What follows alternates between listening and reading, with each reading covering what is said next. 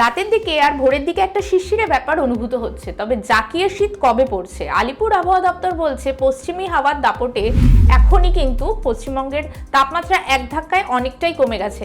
কলকাতার তাপমাত্রা প্রায় 20 ডিগ্রি সেলসিয়াসের নিচে। আজকে কলকাতার তাপমাত্রা 19.3 ডিগ্রি সেলসিয়াস এবং পশ্চিমাঞ্চলের জেলাগুলোর তাপমাত্রা প্রায় 15 থেকে 16 ডিগ্রি সেলসিয়াসের আশেপাশে ঘোরাফেরা করছে। তবে বুধবার থেকে এই তাপমাত্রা আরও খানিকটা কমবে। বুধবার থেকে পশ্চিমাঞ্চল জেলাগুলোর তাপমাত্রা প্রায় 12 ডিগ্রি সেলসিয়াসের কাছাকাছি ঘুরবে।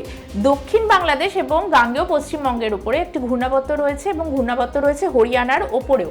তার জেরে কিন্তু বাংলায় কোনো বৃষ্টিপাতের পূর্বাভাস নেই, বরং যেটা হবে দক্ষিণবঙ্গের বেশ কয়েকটি জেলায় আকাশ মেঘলা থাকবে এবং সকালের দিকে আকাশ কুয়াশাচ্ছন্ন থাকবে। তবে বেলা বাড়লেই কিন্তু রোদ ঝলমলে হয়ে যাবে আকাশ। উত্তরবঙ্গের ক্ষেত্রেও আকাশ পরিষ্কার থাকবে।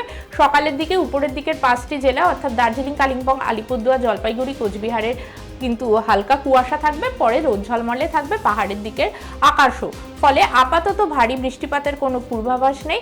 আর তবে শীত যে এখনই জাঁকিয়ে পড়ছে সেটাও বলছে না আলিপুর আবহাওয়া দপ্তর।